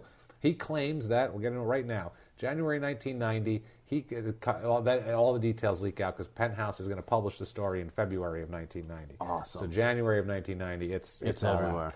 Wilson claims that he and cornerback Darryl Smith, who is a former Oklahoma alumni, so they knew each other, and defensive back Ricky Dixon, they were the ones doing the coke. Ring a bell. Says that it was all supplied by all-pro wide receiver Eddie Brown, who is a Miami native and went to the University of Miami. Oh, shit. And he basically said that he found guys were doing some coke. Says that he found Darryl Smith was doing a little coke, and they had coke, and Darryl was telling him, "Hey, chill, just do a little bit the night before the game, just do a little bit." Yeah. And he said he didn't listen; he just went right through. Did it all of it. He said basically when they were coming down the team plane, there was a few guys on the team that had some coke, and he didn't know about it. He said they were keeping it secret from him because he's an addict, and they were like, let's not get Stanley involved. He will go off the deep end and shimmy down the fire escape, end up in a motel room for 2 days with Cuban whores. You know, went, he'll miss the Super Bowl, man. Don't show that shit to him. Man. So eventually, I guess, he found out what was up, and he got together with these two players, and they all pitched in $800, apparently, to give to Eddie Brown, and Eddie Brown went and got him a bunch of cocaine. Oh, my God. They were going to have a party here in Miami. That was the plan. That's a hell of a party. And these players are denying it like crazy. You have an in their own words here about these players. He says, in their own words, quote, "I used drugs with Darryl Smith and Ricky Dixon. I have not heard their statements saying I'm a liar. They're players in the NFL, of course. They're not going to endorse my situation." Of course they're not going to endorse this situation. They're in the league, and they're saying, we did lots of coke. They did a little enough coke to where they could still play the next day. That's the difference. They knew they had a drug test Friday, and they didn't even have to really pass that because this guy's going, I don't care whose piss you bring me, go out. You go out, you get a toddler, have him piss in the jaw, bring it to me, I'll say it's fine. The good news is they are still in every clip of Joe Montana winning that Super Bowl. There's still jerseys and Tiger helmets all over that field. Trail of crack rocks behind them.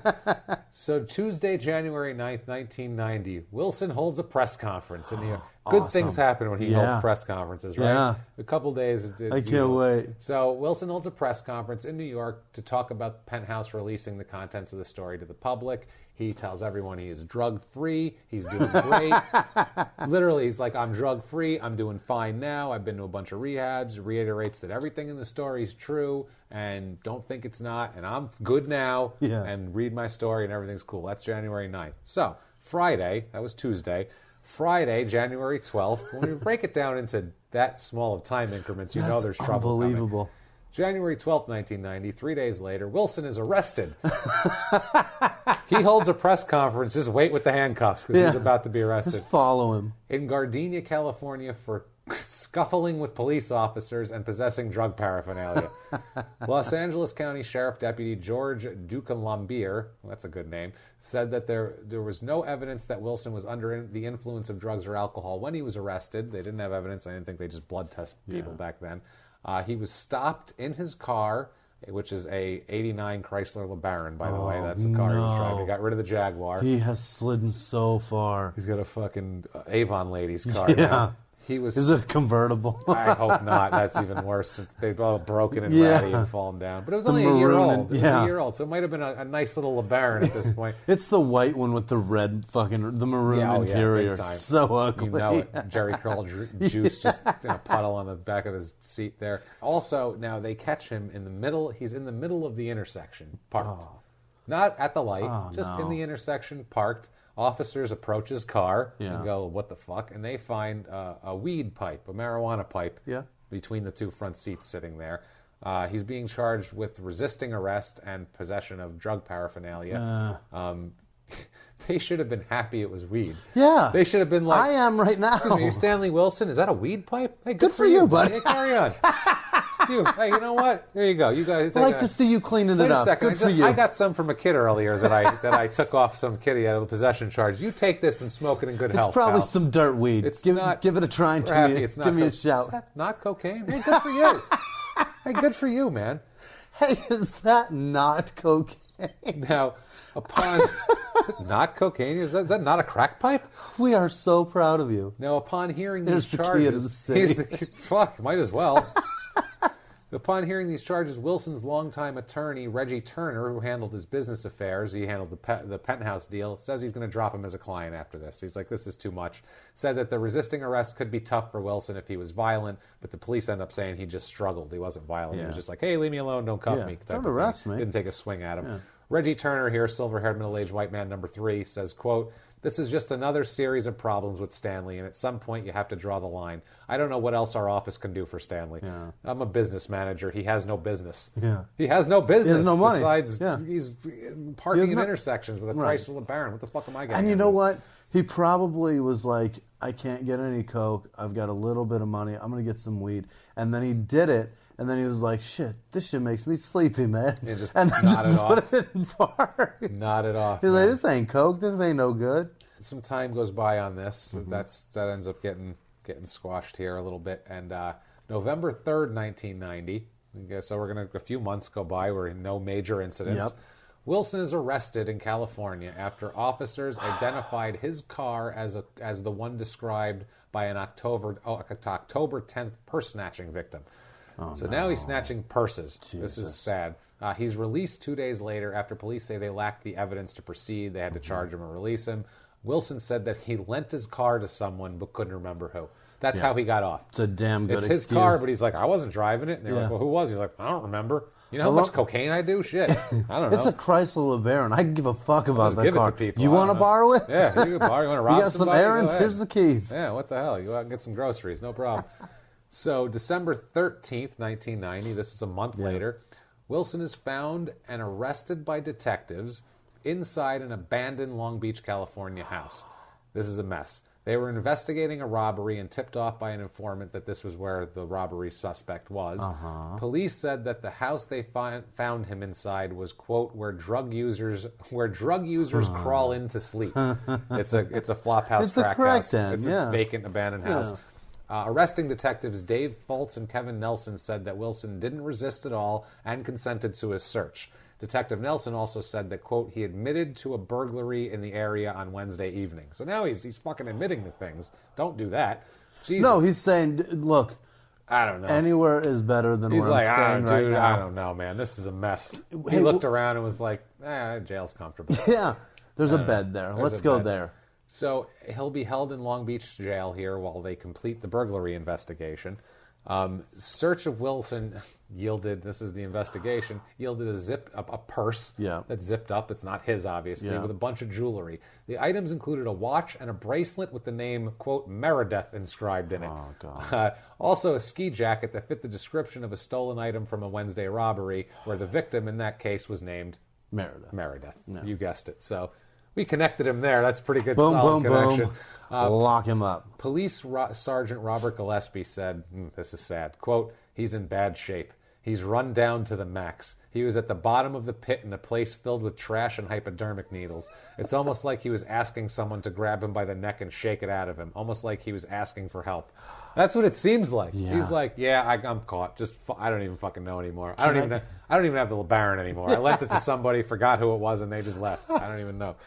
I don't know what happened, man. So December 13th, they also, same day, they say that he's being investigated for 1 strong-arm robbery and 2 street robberies where the suspect robbed with a handgun. So now he's involving weapons. Oh, in my this, too. God. He's being investigated for that. He told officers that he used to sniff coke, but then he's been smoking crack for the last couple of years, and he can't stop, basically. He's a mess. He's being held in lieu of $7,500 bail, ends up making bail, getting out somehow. And December 24th, he doesn't show up for his hearing. No. He doesn't show up at all. Christmas Eve, obviously. He clearly sold the LeBaron for the bond You bet money. your ass, man. These are felony burglary charges, too. So at December 29th, He had no ride. a warrant is issued for his arrest, and he was out on the bond, but now warrant's out for his arrest now. So February 9th, 1991, a couple months later, Municipal Court Judge Tracy Moreno orders Wilson to stand trial for this burglary. Now that they get him back, actually, they find him following a preliminary hearing. Trial date set for February 22nd. He's being charged with stealing Meredith's jewelry and a VCR. And he said he was going to sell the items to buy crack. You betcha. Our most 80s, it's back again. Eddie Johnson, part 2. The most 80s crime you could possibly commit, stealing a VCR to sell it to buy crack. That is as 80s as you get. As 80s as you get. Amazing. In-fucking-credible. How do we find another sports athlete, another criminal athlete that did the same fucking it's amazing. crime? If you do it in a members-only jacket, it's the trifecta. You just win it all. So yeah, it's $1,500 worth of shit. Basically, it wasn't even that much shit, and you don't $200 get of it is VCR. Yeah, you don't get $1,500 for that on the street. No. You get $300. The police say he pried the home's door open, so he's being aggressive. And despite his initial not showing up, this is what I don't understand. Despite he initially doesn't show up for the trial, he's now released on his own recognizance pending trial. What fucking recognizance? What are they doing? What is he doing? He didn't show up for the last hearing. What is the court doing? He faces a maximum of 6 years in prison if convicted. 6 years is a lot, 6 too. years? He's got reason to run. Or just go on your own. The state's attorney says they're really seeking 2 years of prison. They want Stanley to go away for 2 years.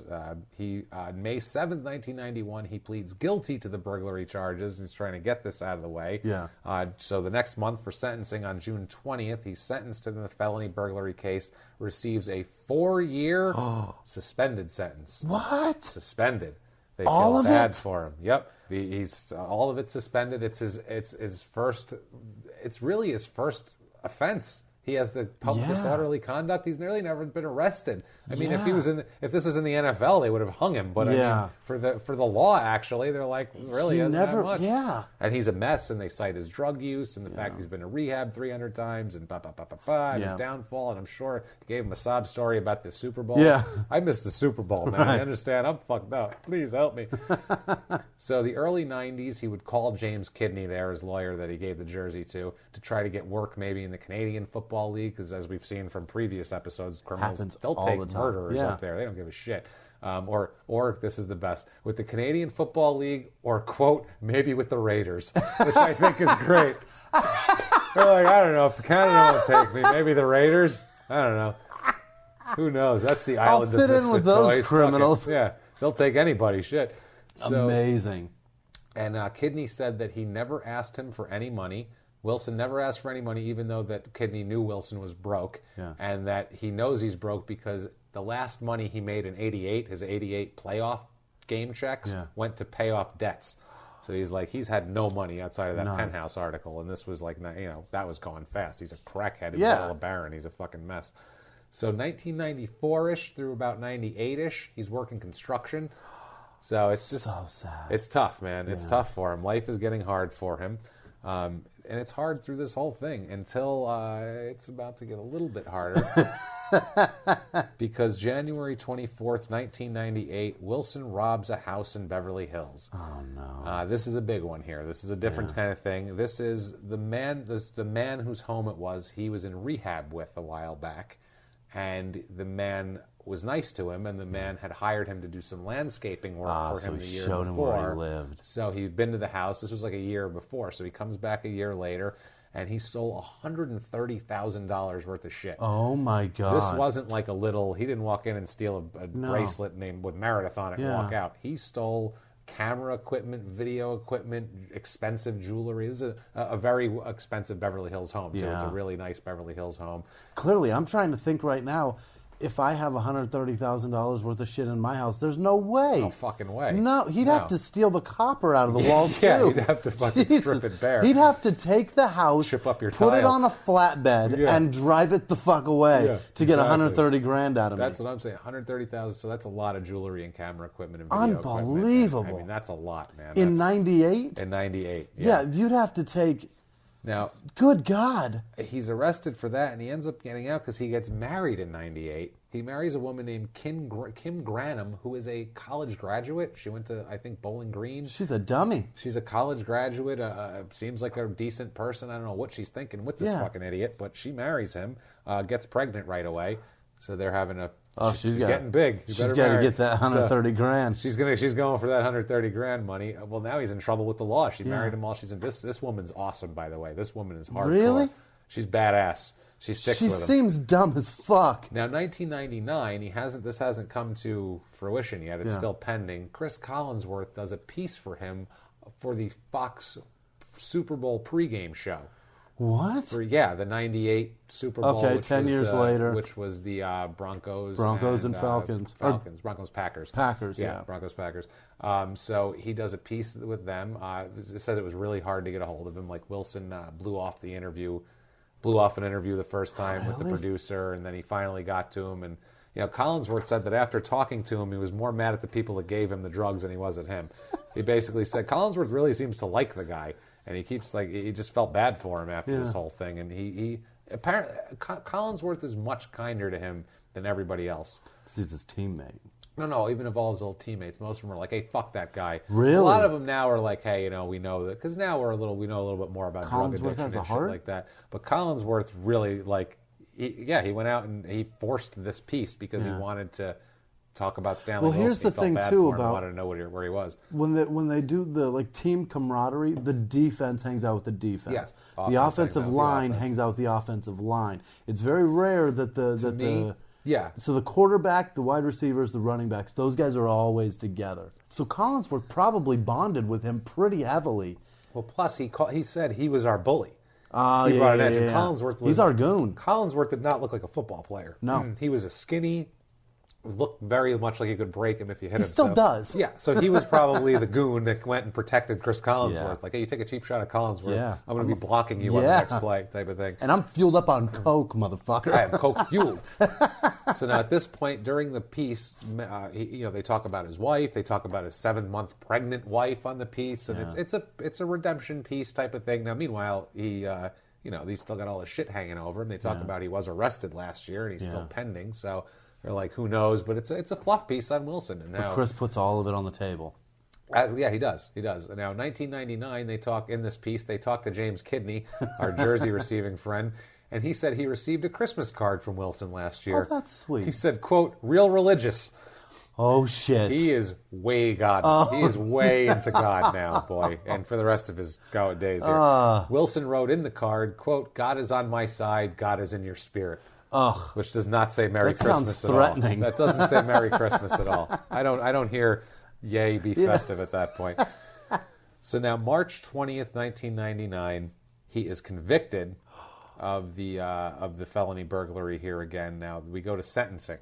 He's convicted of it, and this is rough. Prosecutors are trying to get him sentenced under the 3 strikes law because he has 2 burglary. Those were 2 burglaries in the last case he pleaded guilty to. Now in this case we have a statement from Wilson that is just describing it's a siren call to all the silver-haired middle-aged white men out there, and he describes them exactly. Puts the silver-haired white man lamp in the sky. And this is it right here, guys. In their own words, quote, all my life there was someone taking care of me. An agent was paying my bills, or my parents. Someone was always covering me more than they should have. Yeah. Yes, exactly. Yeah, no and doubt. That's his life. It's good that he got... Kidney was right back in the day there. So Superior Court Judge Frank L. Johnson eliminates one of the strikes because he said they were both under the same thing. Yeah. And also, too, I think he feels for Wilson here a little bit because he said he cites Wilson's addiction and mental problems because during this whole trial it came out that he was diagnosed bipolar by the state psychiatrist. So they're saying he's self-medicated. Saying he's a mess, basically. Yeah. He's bipolar. He's got a horrible addiction problem. Yeah. life in prison isn't what we need for this guy. He's a disaster. And they're not wrong, because they say that our prison system is overcrowded with nonviolent repeat offenders. And he's generally... And that's what he is. He's nonviolent. I mean, granted, Stanley's out robbing people, but he's not robbing... None of these sound like he hurt anybody. Beating people or raping people. Or he's just like, give me the fucking money. Johnsoning anything. Because I need to get high. I need crack. Don't you understand? So his lawyer, Give me a VCR. H. Clay Jackie, his lawyer, which sounds very silver-haired, cited his bipolar disorder, his mental problems. He called Wilson, quote, a very good man with a very big mental problem. No doubt. No shit. More than a dozen family and friends came to the sentencing to support Wilson, to show support, show they had people. That's important in sentencing. The lawyers always tell them a judge will give leniency based on if you have people there that are supporting you, because that's when you get out, you're going to have a support system and be more likely to be successful. Yeah. So they do that. So it's a good thing, actually. I don't know if they made signs saying "Go Steamer" or not for court. I'm not sure. Not positive about that. I can't. That would be awesome. I can't. Somebody confirm. Holding up a fucking vacuum, a whole Stanley Steamer. Confirm nor deny accoutrement. So including one of his friends here and family friend is the Reverend William T. Irvin. Oh, he God. sounds like a black reverend, doesn't he? He says, quote, Wilson has good character. He comes from a family of good character. If he's given another chance at this point, he can run for the goal line. What? No. The fuck does that even mean? He can run for the goal line. No, I'm he gonna can't. Make metaphors in here. What a fucking idiot.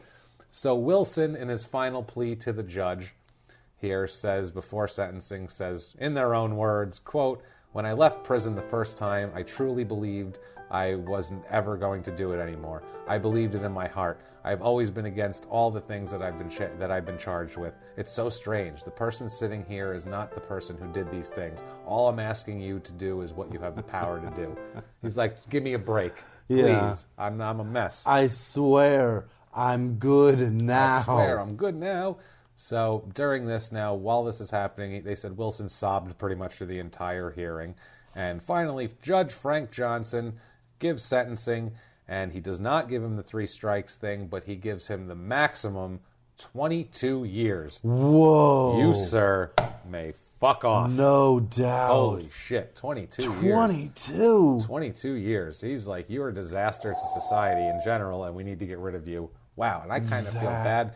Because, I mean, think about it. I feel bad for him. He's got a kid. He's got a new wife. He's got a new baby that just was born. I feel bad for him because he's a fucking cokehead. And he's, you know what I mean? He's a cokehead. He's not an Eddie Johnson violent cokehead. He's in an abandoned house. I mean, he did steal some jewelry, and they think he purse snatched somebody or something. Right. And it's sad. It's so sad. I feel bad for all these people, Jimmy. Oh, no. I feel so bad, but not nearly, God damn it, not nearly as bad as I feel for Stanley Wilson, who has his own company called Stanley Wilson Day Tours in rural India. Oh, Jesus. Or Stanley Wilson, Ph.D., a psychologist with over 30 years' experience in the Everett, Washington area. Wow. Or Stanley Wilson, a singer. He's an American-born tenor with a CD called, quote, Art Songs of the British Romantics.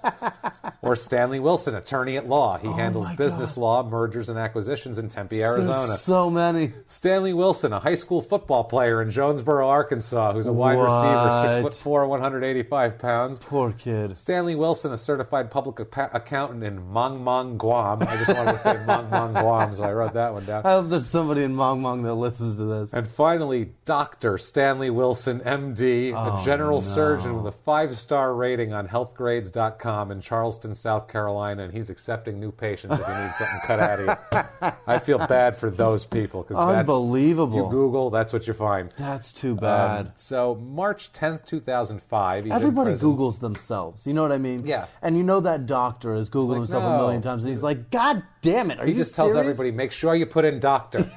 Make sure you put MD, doctor, PhD. Stanley Wilson. Right. You put everything, put surgeon after it. Just don't put Stanley Wilson. I did not smoke crack before the Super Bowl. I've never been in the Super Bowl. And he looked like a little old gray curly-haired man. He's never been in the Super Bowl. March 10th, 2005, there's a fluff piece about how Wilson Jr., remember Wilson Jr.? Yeah. Wilson Jr. has been playing college football at Stanford through the early 2000s. And he got into an Ivy League school. He's ready to enter the NFL draft in 2005. He's a cornerback and a nasty one at Stanford. So It's a big thing. This is during the combine before the draft. They go and do a story with him about how his father's a fucking disaster, and has he going to follow in his footsteps? You're not going to be one, right? Yeah. So they ask him, and the whole piece is about how Wilson Jr. still respects his father. Yeah. And his quote is, quote, "He's still my father, still the man I've always listened to and loved, and I've never tried to run away from the name. Some people, they don't know their father they don't have their father anymore, because they passed on. I'm lucky, my father's still alive." Even in his current circumstances, well, he's still here. That's how he said, he's still alive anyway. I got that. He's saying a lot of truthful shit. He's saying some shit. It's a bit misguided, but he's not wrong.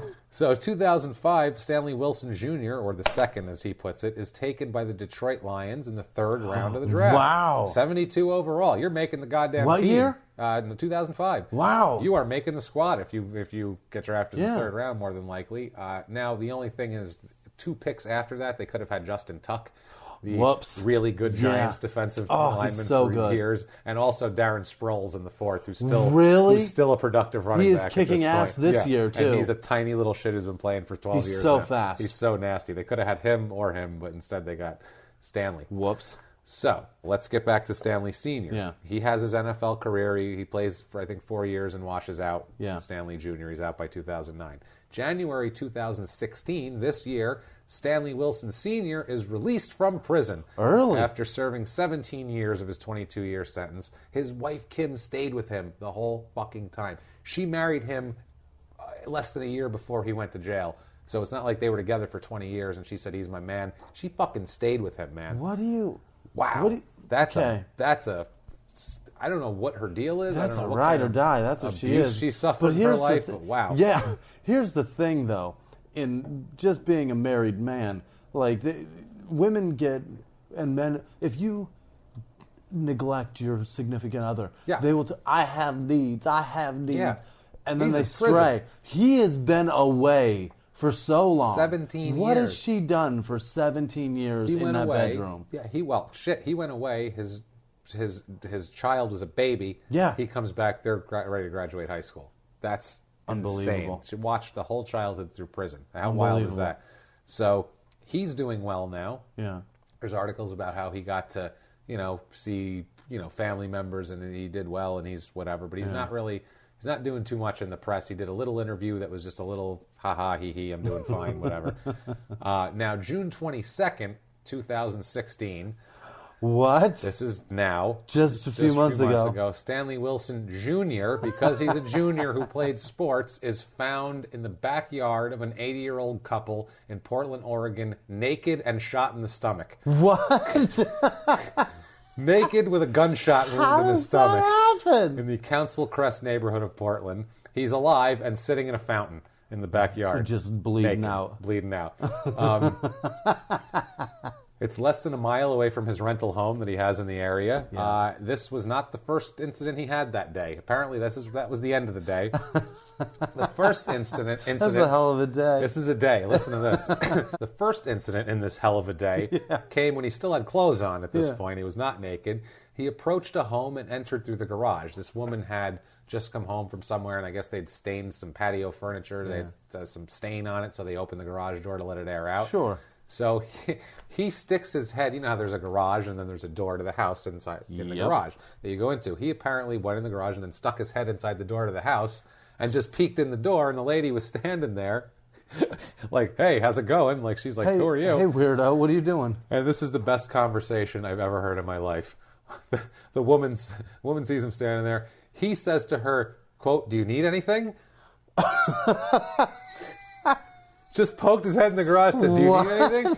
She said, "No, what are you doing in my garage?" He said, "Isn't this where I'm supposed to be?" And she said, "No." And he just said, "Oh," and left. The oddest conversation ever.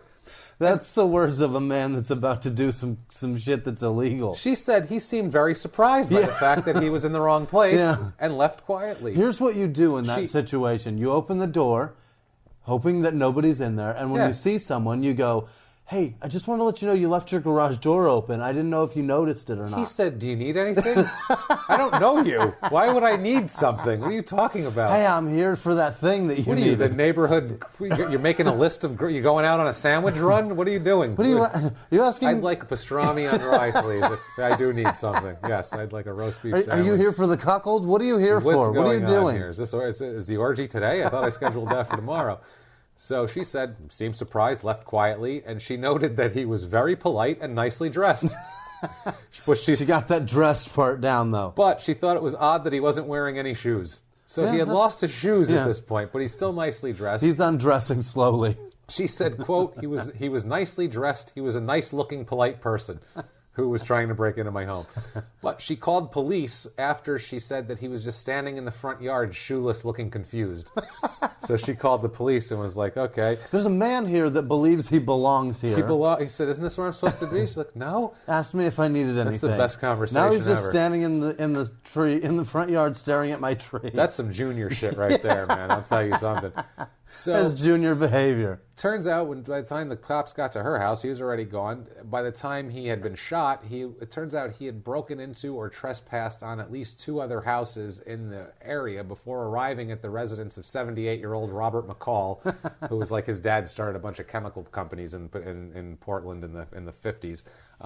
So he's naked in the yard. Is he playing strip robbery? Like every house he breaks? Oh, that's the shirt. I couldn't get in. That's my pants. Every time he can't get into the home, he loses an item of clothing. Couldn't get in this one, lose the shoes. Somewhere on the other side of town, there's another robber with like his shirt on and just his boxers. Just a half shirt. Prying open the door. So the home, some dude standing there with a Coke dick and a tank top. And this is in the afternoon. Jesus this is broad daylight. Christ. The homeowner says he hears some shit. He looks in the back and there's some fucking naked guy trying to break in his house, and he's an 80-year-old man. So this is like a 30-year-old guy trying to break in his house. He's scared, you know. Big swinging black dick on like back patio. What the fuck? So he shoots him. They say that. I mean, he's like, I better shoot this guy. He's gonna come in here and fuck my mouth or something. I don't know. He's naked trying to break in. I'm 80. So I wear dentures. I know what they do with guys like me. No shit, man. So the charges, they said that there's probably not going to be any charges against the homeowner because the Oregon law states that, quote, a person is justified in using deadly physical force upon another person if the other person is burglarizing or trying to burglarize their home. Standard ground shit.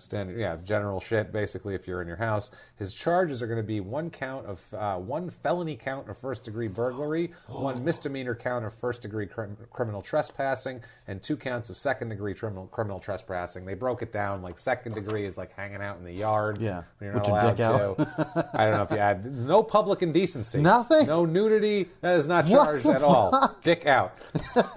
Fine. No worries. I guess the shame of getting shot in the chest with your dick out is enough. Sitting in some dude's fountain. No shit, man. It's like I'm telling you, man. So things aren't over for him. He's in the hospital for a while because he's shot. And then July 1st, which is like a week later, he appears in court wearing clothes. Luckily, he's wearing a suit and claiming that he's happy to be alive. Yeah. Everything's fine. He posts a $54,000 $54,500 bond. He is ordered not to go 500 feet near the home he was trying to rob, which I don't think there's any danger of that, considering that guy will buck shots in your ass. He's a good shot, too. He's an 80-year-old man, but he doesn't fuck around. He's a crack shot. So speaking of Mr. McCall here, July 6, 2016, grand jury rules that the homeowner McCall was justified in his defense of his home and shooting him. No charges will be filed against him. July 14th, 2016 here, new charges of disorderly conduct and aggravated second-degree harassment are filed against Wilson Jr., against poor Wilson Jr. now. This Jr. it's a curse, man. What is he doing? It's said that he spit on a law enforcement officer and engaged in, quote, fighting and violent, tumultuous, and threatening behavior. He's an idiot. Toward a law officer. And so that's all pending now still. Jesus. If you really want to have Stanley Wilson Sr. in your house, you can go on eBay, get a nice 8x10 pic of him with the ball running, about to take off through the line for $3.50. So, guys, I recommend you go out and you get Stanley Wilson and send that shit to my house. Send it to Jimmy. I want that. We want Stanley. Hell yes. We want Stanley Wilson right next to the cricket bat. Yes. In the Crime and Sports Studio. I want Stanley Wilson, or I'll settle for his son's draft poster. I don't care. I will take either of them. Those that's two. Amazing. This is the best story yet. This one was so fun. Yeah, that's where we are now. He's out for now. He's got a 17-year-old kid. His son is now in the same cycle he's in, and his son sounds like there might be some mental illness and or drug problem. Yeah. Because you're not that clueless. I have to think, like, to pop your head in the door, and, that might have been like if he was robbing houses, he might have been doing that. And right. Going, hey, sorry. But the fact that then he was naked... That's bizarre. And everybody said he was wandering, like he didn't go to the house and leave. Like, oh, okay, sorry. Yeah. Like if you were trying to rob a place and you saw the person was there and they caught you and you were like, oh, I'm sorry. And they saw my face. You'd walk away and be like, I'm sorry, if you waving as you leave. Yeah. Hey, bye, see you later. Sorry about that. I'll get your paper here. Something. And not just stand in the front yard and stare at a tree. Right. You know what I mean? With no shoes on. And looking at the bird feeder. Wonder what that is. Unreal. So yeah, that naked in a fountain they found him. Bleeding out, naked in a fountain. Awesome. What an odd... end to that story. So I mean, it's a cycle. It never ends. I had to do another Wilson. I had to do another Senior Junior. It was just one of those things. But that is the Stanley Wilson Junior and Senior. I'm glad we did. And wow, is he a fucking blast? So good. You have a press conference. You are going to be arrested. Within 72 hours. Period. Every time. Every single without time. fail. Without fail. Guys, also too, we're going to do some shout outs here in a second. Just a few because we're recording early this week, so we don't really have all the shout outs that we will have. We will get back to you on the next episode. We'll get all the rest of the shout outs. We'll do quick ones this week. Patty Wooten, Jimmy Taylor. The cool thing about what's going on right now with our podcast is that the people that interact with us on Twitter are interacting with each other too. I love that. I'm noticing I love that they're becoming it's friends. So That's the awesome. Best. Yeah, we're building a little community. It's incredible. I really dig it. At Burst Extinction, I don't even know what their real name is, and Alex Smith. You guys, thank you guys so much. And Vasconi, that guy's Alex awesome Hedges too. Has been posting Alex all Hedges. We love Alex Hedges, and we know you're not a girl, Alex Hedges. We know you're a guy. And Marius Johnson is a guy. Sorry about that. Marius is a dude. Alex and Marius are both guys. Right. Sorry about that, guys.